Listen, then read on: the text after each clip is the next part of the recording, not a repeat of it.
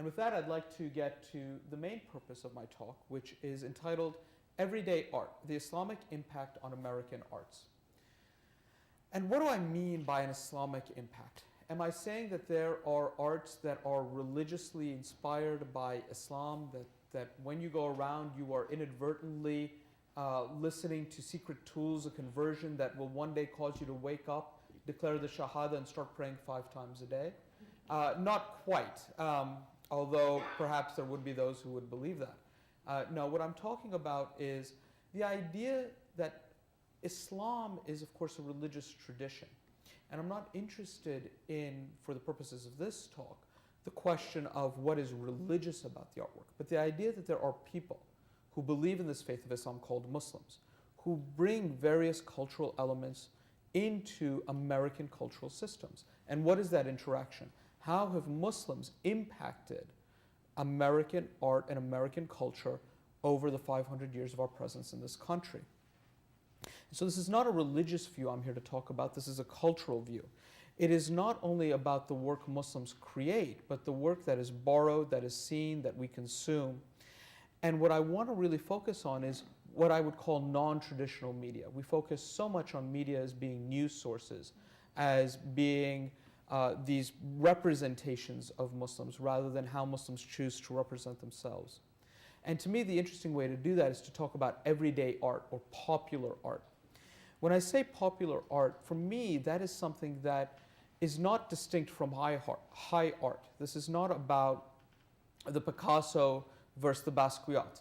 This is about the art that everybody participates in when I talk about popular art, regardless of education level, regardless of economic level, regardless of standing within the community. This is the type of art that everybody has access to, that everybody consumes, that everybody attempts to relate to. And this is what I mean by popular art. So this is not an opposition to a high art, this is a description of things that we easily have access to. And the reason I like this is because popular art represents our community anxieties, our community hopes, our community fears, our community desires, our community aspirations. And so this is a way for us to reflect on ourselves as various communities in America, what it is we see in the world around us, what is it we want to see reflected back to us, as I think any good art should. And so this is very much a talk about art and politics, which often we think about as propaganda. But for me, this is art as politics for healing and social cohesion, and the idea of defining who and what we are as a nation. As I go through the talk today, I'm going to be focusing on 5 distinct fields. First is architecture, then what I broadly define as graphic art. And for people who actually do art professionally, they're going to perhaps question the category I've created as graphic art, but you will, I think, bear with me. Then what I've broadly defined as literary art, then television, and finally where I intend to spend the bulk of my time, which is on music. When I begin with architecture, the interesting thing to me is that we talk, and we've been talking about, particularly since last September, the idea of victory mosques and mosques popping up about all over America, and should we allow it or shouldn't we allow it? But the reality is that what we think of as Islamic architecture has been an integral part of the American landscape for very, very many years, centuries. So we know, for example, that the oldest mosque in America, purpose-built mosque, dates back to almost 2 centuries in the Midwest. But there's also a fascination in American popular culture through the mid-19th century and later with what we define as Islamic architecture, an American Orientalist movement in architectural circles, where components of South Asian art, of Persian art, of Arab art, architecturally speaking, are incorporated into buildings throughout this country. If I were to ask you to identify this building, I'm hoping some of you see some immediate resonances with the Taj Mahal. But this is in fact a Catholic church in Galveston, Texas, built in the 1840s. And was burnt down and was rebuilt then in 1904. Now you'll see certain elements, of course, the dome-like elements, but then you see a sort of stained glass window like this, which is very evocative of larger Catholic cathedrals, whether it's St. Patrick's Cathedral in New York or Notre Dame in Paris, so that there are certain elements that start coming in, but again, it's still very much influenced by a South Asian Islamicate art style. And this is an interesting period in architectural history because it is not representation by Muslims of what it means to be Muslim, but it's a representation by non-Muslims of what they think is important to Muslims, architecturally speaking, and from a particular geographic region. I'm hoping this might hit a little bit closer to home. This is the Fox Theater here in Atlanta, which is very much based on Persianate mosque stylings and Islamicate styling. So again, you see the domes, the minarets, but here it is in the middle of downtown Atlanta, or what I've been told is downtown Atlanta. I still actually haven't physically seen it, so you'll bear with me and correct my mistakes at the end, hopefully kindly. And then a building like this, which is in New York City, literally in the middle of the city on Lexington Avenue and 55th Street, for those of you who know the area, in Manhattan. This is Central Synagogue, one of the largest synagogues in New York City. Based on a synagogue which was designed in Hungary and exists in Hungary, which was built by Jews who fled the Reconquista from Spain and were pulling on this Moorish architectural style. So they then took that sensibility to Hungary, and then from Hungary brought it into New York City. And so if you walk, Manhattan, as you know, is set on a grid. If the street that is on this side, if you sort of cross the street from the synagogue, and on this side is actually one of the largest mosques in the city. And they're in very close proximity to each other. So when people come and visit, we say the mosque is on this address, and they get a lot of people walking in there asking, is this the mosque? Because the mosque is actually a converted storefront. And so nobody actually knows what they're looking for. But it is, again, this sort of representational aspect to it when we look at some of this architecture, but is also, I think, a signifier of some of the relationships that have existed not only in America, but with Muslims and non-Muslims throughout the world, as we see with Central Synagogue, taking some of this architecture, reimagining it, taking ownership of it, and transplanting it, again, through this multinational process to end up here in this country. I think one of the great reimaginings of Islamic architecture that really gets very little attention was, in fact, the Yamasaki arches and the Yamasaki architect envisioning of what the World Trade Center was going to be in New York. These arches are called Yamasaki arches. This is on the facade of the Twin Towers. And the architect who designed the Twin Towers originally had, or had previously had, a contract in Jeddah, Saudi Arabia to redo their airport. And he'd spent years looking at Islamic architecture and trying to modernize it. So part of what he did was he designed these arches and integrated it into the airport. He became exceptionally fond of them and started using these arches throughout his architectural designs. The Saudi government was extremely taken with them as well and started printing them on their currency. Yamasaki then brought these to the World Trade Center. But because the World Trade Center Commission came immediately after the Jeddah Commission, Yamasaki had a lot of these images in his mind and a lot of this experience in his mind. So when you would look at the courtyard of the World Trade Center between the two towers, you know, with this dome and this round sort of enclosure, this open courtyard that people would go around, he talks about how it was based on his experience of seeing the Kaaba and the Hajj, where people would circle the Kaaba in Mecca. And so even within this contact zone of architecture, we still see, starting from the, really much earlier than the 1850s, but really building up through the 1850s, as late as 1974 to 76, the construction of the towers, this incorporation of these images and these motifs into an American architectural sensibility, again, done by non-Muslims. But this works towards a representation and engagement with Muslims in this country. What I want to do is move now to graphic art, where I think we start seeing a much more active engagement with Muslims with various different art forms. Perhaps starting with the reimagining of tradition in a very modern sense. This is what I would call a modern miniature painting, for those of you who are familiar with Persian miniatures or Mughal miniatures, by a Pakistani-American artist by the name of Shazia Sikandar.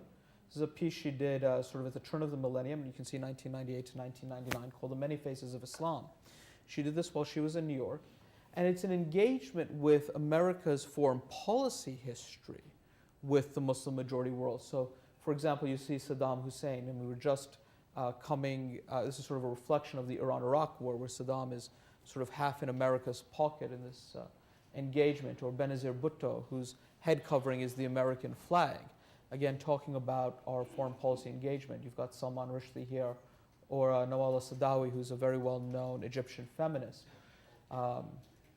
And so the idea is that you've got a rich engagement of American foreign policy with the Muslim majority world, but it's not always positive. It's very complex.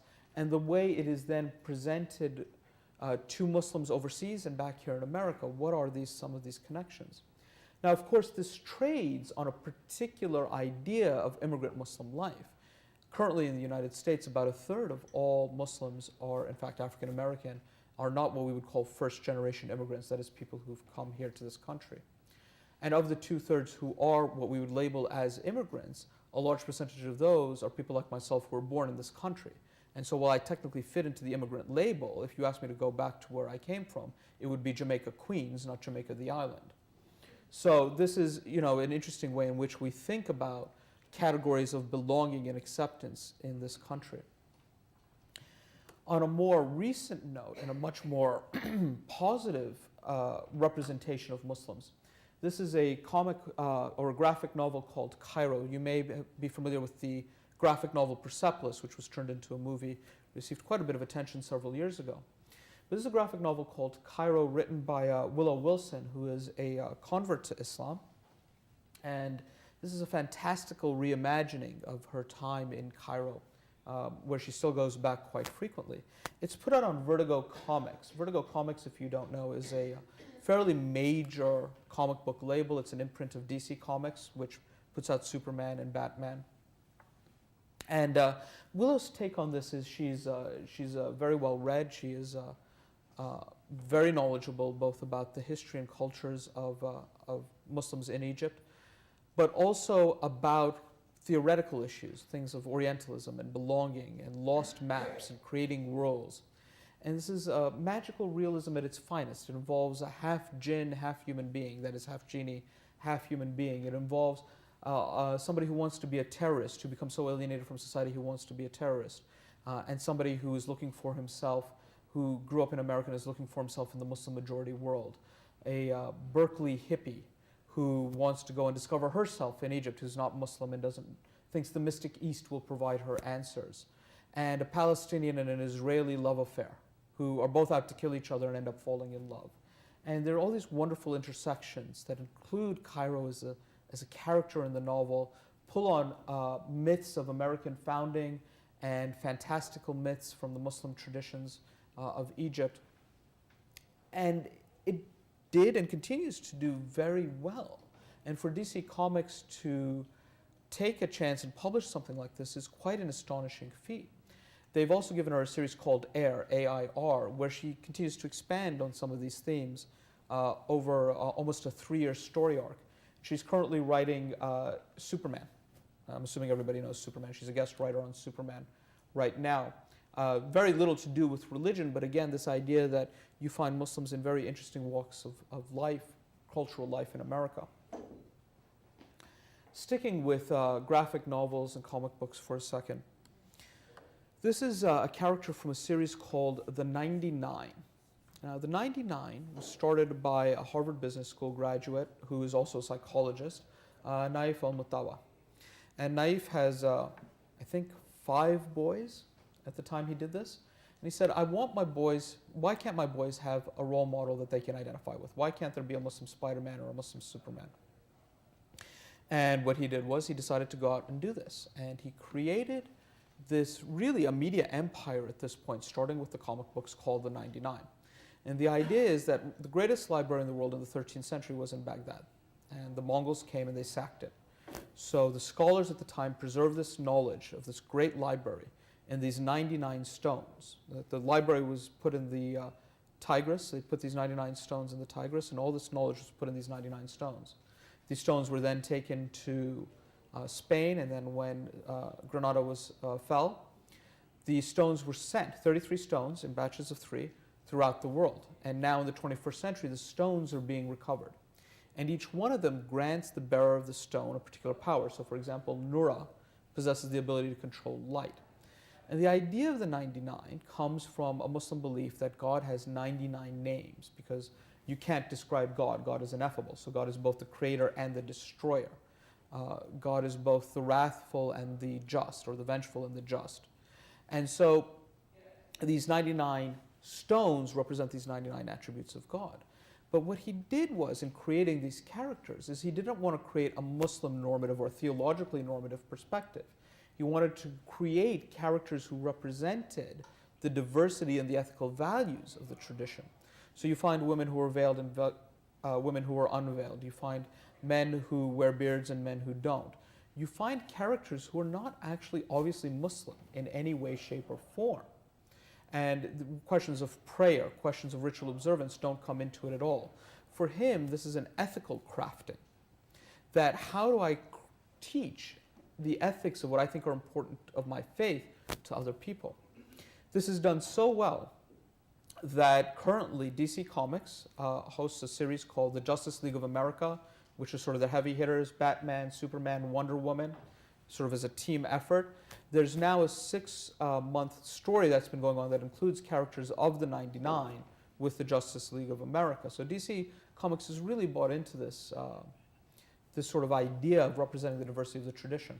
The Discovery Channel launched a children's TV station called The Hub this last September of 2010, and an animated version of the 99 will be appearing on The Hub shortly.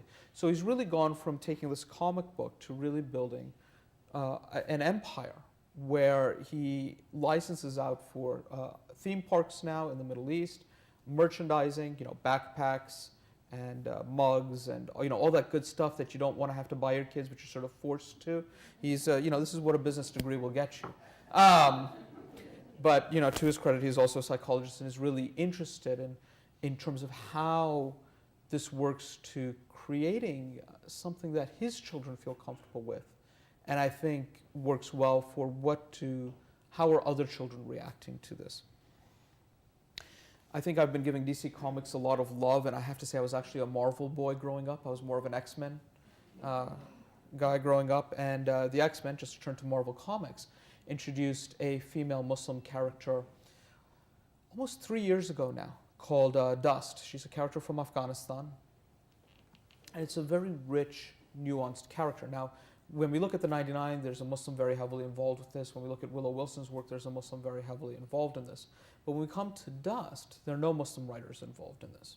And yet, the writers have managed to really craft a very sophisticated, a very rich, very textured and nuanced character. In other words, they've managed to create a human being. Right? And I think this is what, as I said, I'm a big fan of the X-Men. I think the X-Men have traditionally done this. They're good at creating people. They're good at creating individuals you can relate to, who you say, yes, this person is not perfect. This person is not absolutely good. But nor is this person absolutely evil. Even their villains have redeeming qualities. And their heroes are fallible. And that makes them ultimately human. And what I would argue is that some of what we're seeing is, in terms of this Muslim impact on everyday art, is that we are moving away from these very stereotypical representations into much richer, nuanced representations where being Muslim is almost incidental, right? That they're human first and they have these characteristics. But part of that involves getting to know what it means to be Muslim. And I think the writers of the X-Men have done really a very good job with that. Again, here in this particular panel I've taken, she is veiled, but she also does appear in various contexts throughout these story arcs as unveiled. And the question of veiling is handled in a very sophisticated way. What does it mean to veil? Is somebody forcing her? Does she want to do it by choice? Is it an observance of God? Is it that she doesn't know how to act around? She grew up with nothing with civil war in Afghanistan. Is it because she doesn't know how to act around these other people? So the social aspects of ritual observance, the question of forcing in observance, the question of free will all come into play. So again, very richly textured human character.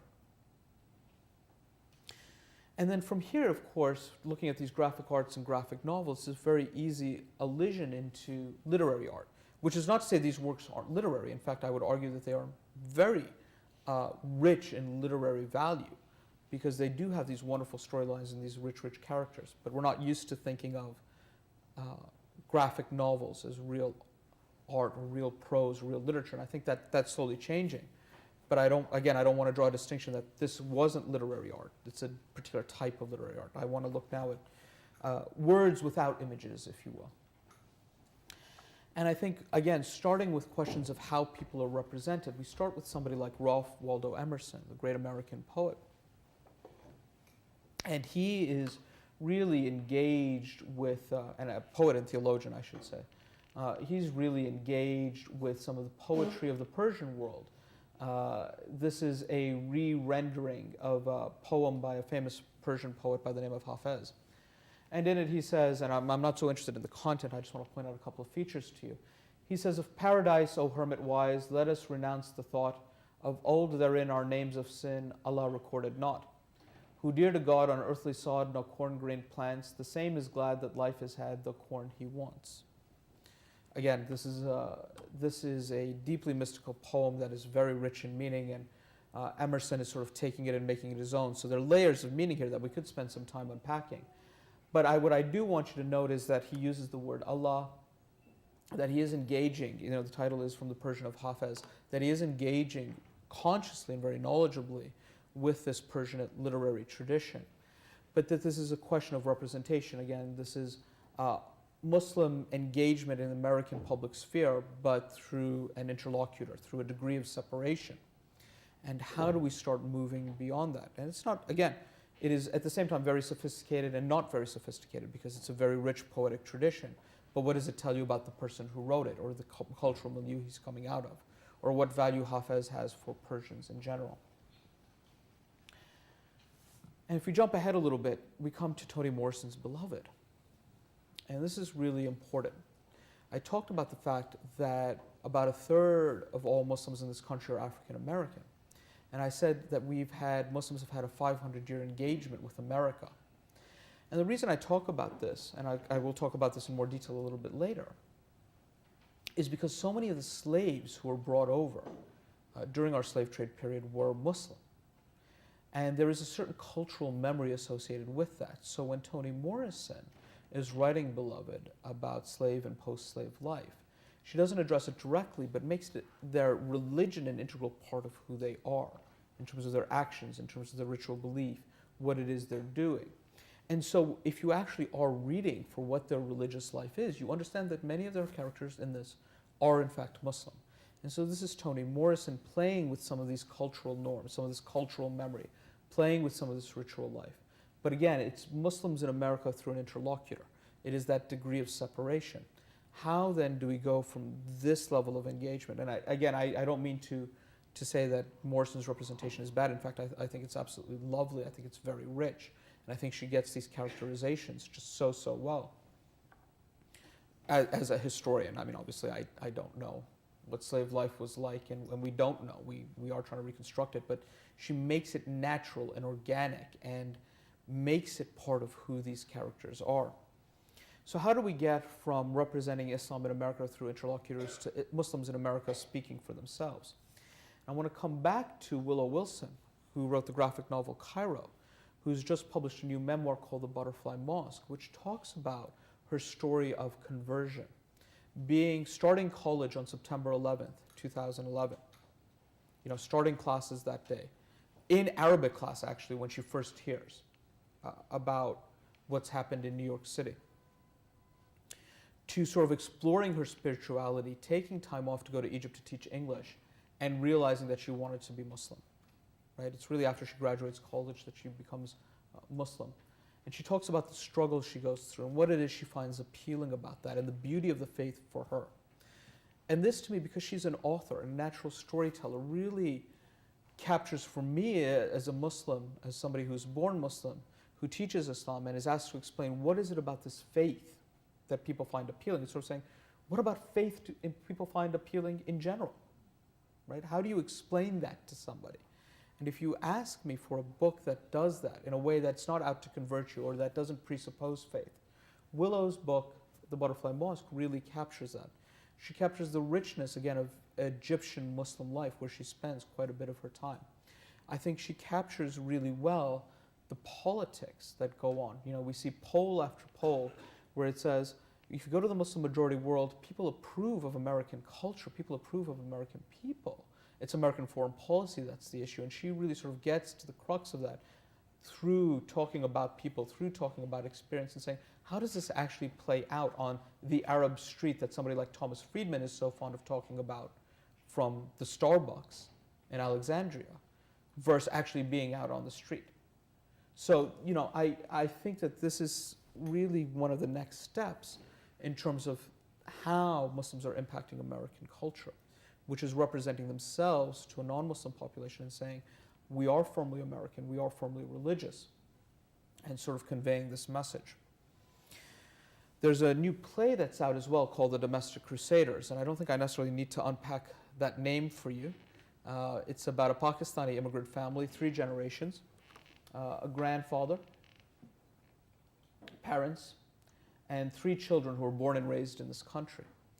And it's a wonderful play, I think, because it is so very Muslim and has very little to do with Islam. It's not didactic. It doesn't beat you over the head and saying, now look at this and look at this. It's about 3 generations of a family and the intergenerational issues you're involved with. The playwright, by the way, I should mention, is Wajahat Ali, who's based in the San Francisco area. And it's the generational conflicts. What does it mean to allow your daughter to go out on a date? Or do you approve of the way she dresses, right? There's a great TV commercial I've seen. I can't remember the detergent. I don't actually want to give them a plug. But it's about a father who takes his daughter's white miniskirt and makes it all oily, and so she doesn't go out in the miniskirt on a date. And so imagine having that debate, but instead of saying, I disapprove of the way you dress, and saying it's because you're wearing a miniskirt, saying, I disapprove of the way you dress because you're wearing a hijab, right? That this is not the way we dress, right? So if you look at the mother, she's non-hijab, the daughter is. And so again, this generational conflict and questions of what does it mean to be religious, and how is religiosity expressed and changed by cultural context? And the story gets into this wonderful discussion about the politics of wanting to be visibly Muslim, right? And you know, there is a question of the faith element to this, but you also get the strong sense it's a very political act for her. So what does her religion mean to her without getting into these deep theological questions? The elder son wants nothing to do with his faith. He's all out to make money. He's a big businessman. The son, who's the youngest, wants to leave medical school, or get off the pre-med track, I should say, in order to become a Muslim chaplain at a university, because that's where he finds his true calling is.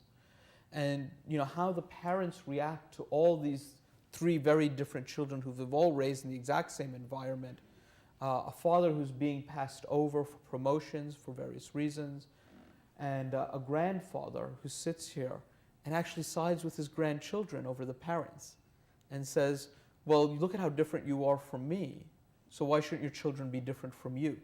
So again, these generational questions, these questions of faith, the question of being immigrant, and I think it manages these things very, very well.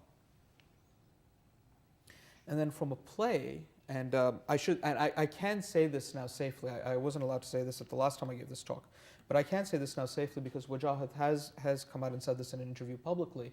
He's now working with David Eggers, the author, on an HBO pilot about a Muslim policeman in the San Francisco area. So from there, to go from playwriting to television creation is, of course, a very easy thing to do. When we think about Muslims on television, we often tend to focus on the very negative, right? How are Muslims portrayed in the media? Why is it that it's always about terrorism, right? And I'm not going to run away from the question of terrorism, it's there. But there are also the community building aspects. There are also the what we call the dog bites man stories, the everyday good that's done that isn't newsworthy, right? It's very easy to focus on the negative. And I will say, to the credit of most network news, I think they recognize that and they are working on correcting that. What I'm more interested in for our purposes today, because I am focusing on popular culture, is primetime TV. What are some of the representations of Muslims that are actually really positive because either they're Muslims involved and who want to represent themselves, or the producers have taken the effort to try and get to know who Muslims are. And again, I'm not talking about this, let's move away from this absolute vilification of Muslims to this absolute deification of Muslims and canonizing them and making Muslim saints, but making them human beings with their faults, with their positives and their negatives. One of the shows that's gone off the air that I think did this very well was a show on the WB network called Aliens in America, which I think did a really nice job both of dealing with stereotypes about Muslims and talking about the humanity of the Muslim character. But still on TV, I think one of the more interesting shows that does this and does this very well is on CBS. It's a show called NCIS, Naval Criminal Investigative Services. And it's very interesting that they have no Muslim characters as regular characters on the show. But of course, if you're a military unit, you can't help but deal with questions of terrorism. What's very interesting to me is that whenever they've dealt with Muslims as terrorism, the Muslim as terrorist plot, one of the regular characters on the show is an Israeli woman who used to work for the Mossad. And she's the one who stands up for Arabs and who stands up for Muslims, because she says, none of you have actually ever met a Muslim before. It's a very interesting rhetorical device that she uses. I've lived with them, I've worked with them, and all your stereotypes are so wrong. And they've done this repeatedly, where there's no open bigotry, but she still deals, from the regular characters, but she still deals with questions of stereotypes. There's a very powerful moment where one episode I recall, she's dealing with an Iraqi who's in America, and people think he's planning a terrorist attack. And it turns out that he was working with American forces in Iraq and had to be brought to America for his own safety. And he's in the hospital, and he's talking about why he's treated this way when all he wants to do is help Americans. And she says, they don't get it. You and I, meaning as a Jew and a Muslim, are children of the same father. You know, we're siblings, we're connected. And goes off on this really nice digression. Again, very naturally. It's not very didactic. It's not preaching to you, but it's a very nuanced and average conversation in many respects. But that, to me, is what makes it so powerful. It's just the very averageness of it. It's the very normalness of it. One other show that I think is worthy of mention is a show on Fox called Bones, which is about a forensic anthropologist. And I really like this show. They have a cast of rotating interns, and one of the interns is an Iranian who they show him stopping and praying during the workday. He talks about fasting. He talks about his beliefs. But there's a really powerful episode where they're talking about belief in evil. The question of devil and God has come up sort of as an office conversation. And they ask him about his belief in the devil, and he says, yes, I believe in the devil. I see him every day. And his boss gets very nervous. His boss says, well, is he talking about me? Am I an infidel? Does he think I'm the devil? And this is something, we really should be conscious of. And so there's this conversation amongst the non-Muslims about how do you approach him, and is this really what he's thinking, and so on. And finally the boss says, you know what, I've just got to deal with this head on. And she goes to him. And it turns out that he'd served in the military, and he had killed somebody. And he said, I know I have that violence in me. And he said, every time I look in the mirror, I know I see the devil, I know I see evil because I have it within me. And that's the struggle I have to deal with every day. So it's, again, a very humanizing impact, and there's an averageness to it that I think is so powerful. And I keep saying this because to me that's where the power is. The power is not in the extremes, the power is in the average in this regard, because it is that human connection that I'm so interested in. Now both these shows, NCIS and Bones, do not have Muslim producers, but they make the effort to go and find people who can speak to them and represent what it means to be Muslim in America. And so in this way, I think you see television shifting from when one of the Law and Order franchises years ago just used to be the Muslim as the domestic abuser or the terrorist, is now the people who, there's the Muslim police officer, and there's the, oh yeah, we're looking at the Muslim, but it's really not. And, these sort of head fakes. Even I have to say 24 in their last season, which has really been one of the most stereotypical representations of Muslims on any TV show I can imagine in recent memory, in their last season, sort of got the message and really made an effort to try and nuance these shows. And I think the impact of having some of these producers and some of these production companies meet Muslims or have Muslims working with them is really changing the way we think about culture and people's belonging in this country. One clip I do want to show you is where Bart makes his Muslim friend,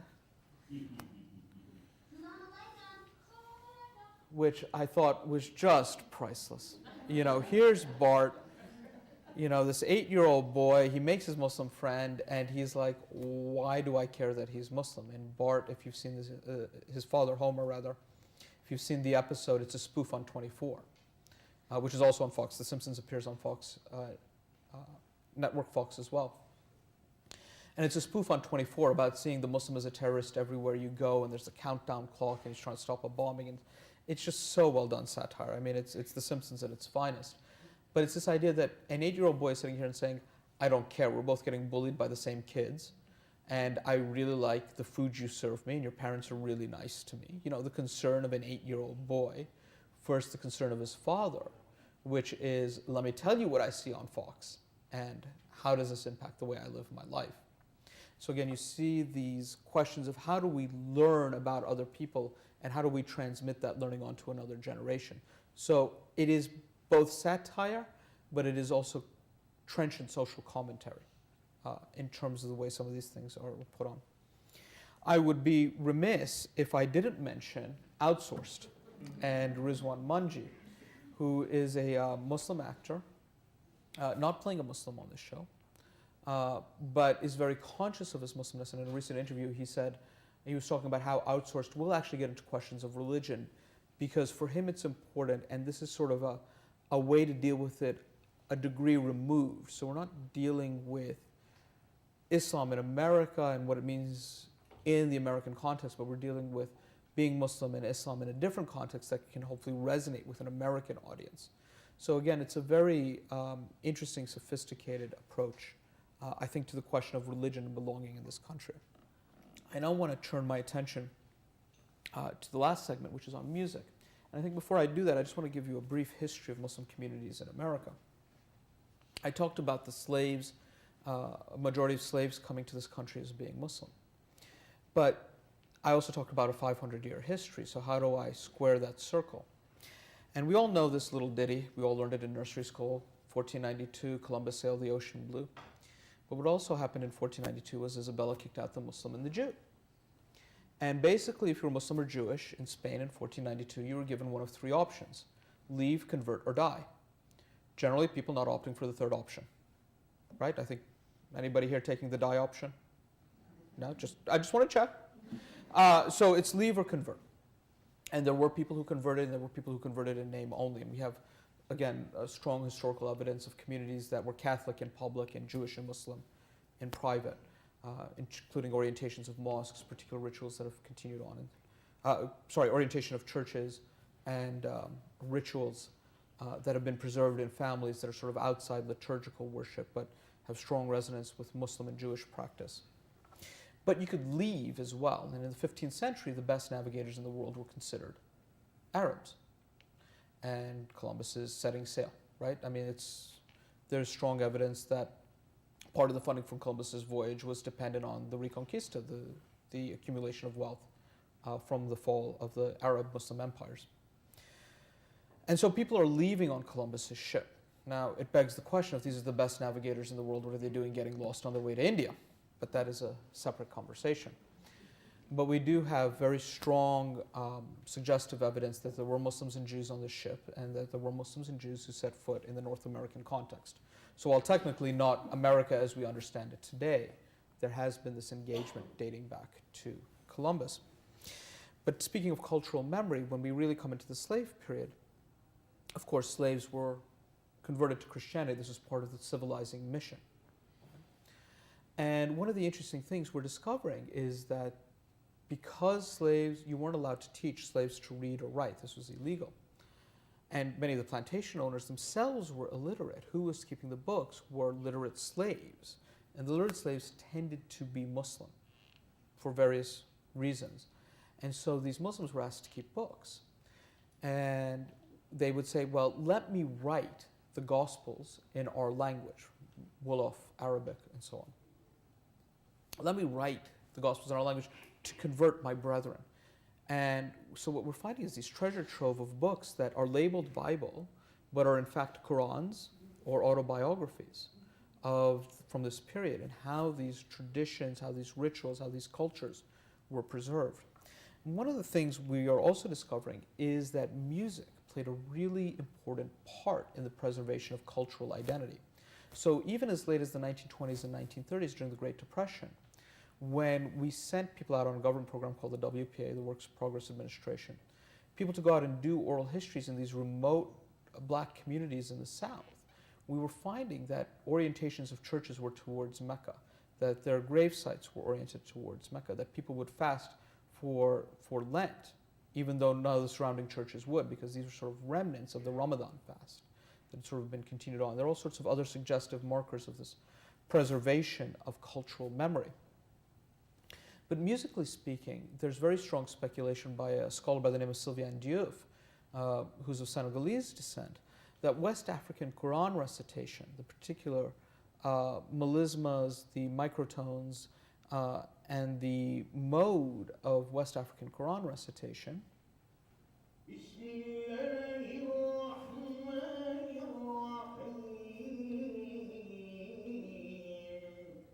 and that was not from West Africa, that was from Egypt, but many of the sound patterns are there.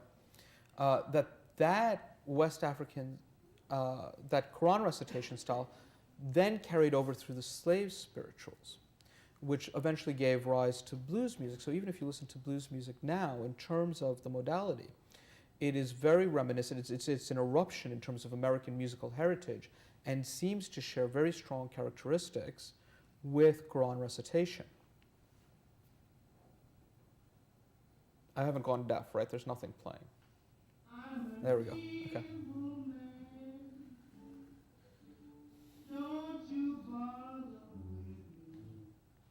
Now, and please bear in mind, this is not actually a sound musical history. I'm only here for an hour. There are obviously many things you can do with this.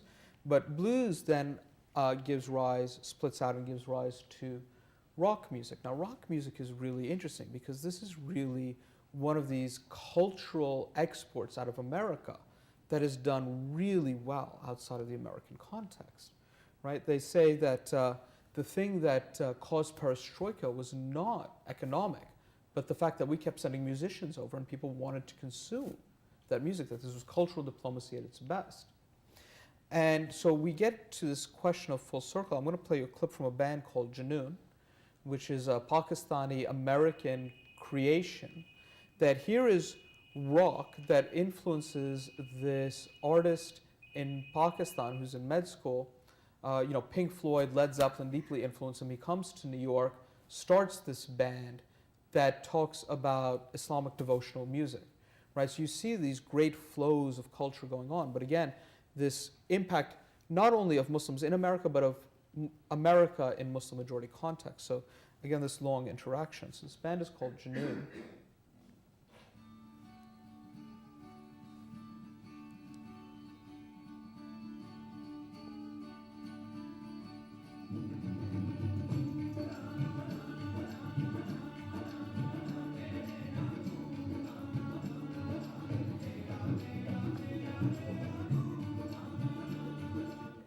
And so you get this connection of the tablas, this very South Asian percussion instrument with the guitars. Rhythmically, it's this very interesting combination of sounds and sound systems that I think, again, talking about this global impact and these interrelations. Of course, Salman Ahmed is also a Goodwill Ambassador for the United Nations, and he's a professor of music now at Queens College in New York. So, very interesting fellow. But blues also branches out into R&B, ultimately giving rise to hip-hop. And this almost seems like a coming of full circle of this cultural memory, because hip-hop emerges in the Bronx in New York in the 70s and is very much influenced by what we would call an Islamic hate ideology. That is, an ideology of black nationalism that is heavily influenced by Islam but is not necessarily religious and is deeply embedded in hip-hop culture. So whether you're Muslim or not, you're still using some of the language and some of the symbols that come out of this moment. And even now, you still see a good number of musicians, hip-hop musicians, who are themselves Muslim.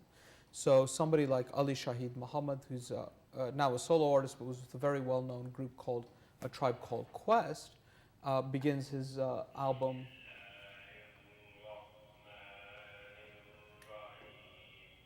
in the name of God, the most compassionate, the most merciful in Arabic, and then he goes into his music. Or Mos Def, who's probably one of the most well-known Muslim musicians, he and Lupe Fiasco. But Mos Def begins his most recent album also with In the Name of God, the most compassionate, the most merciful. And then right into the song. But coming back to Ali Shahid Muhammad, I think hip-hop is an interesting art form because it is very much a declaration. And if I can pun for a second on the name of the track, which is I Declare, it is very much a declaration of being Muslim and being American, where there is no question of this long cultural interaction. And I couldn't quite get the sound volume right on this, so I'm going to play it for a little bit and we'll see if we can hear some of the lyrics, because on this one I think the lyrics are particularly important.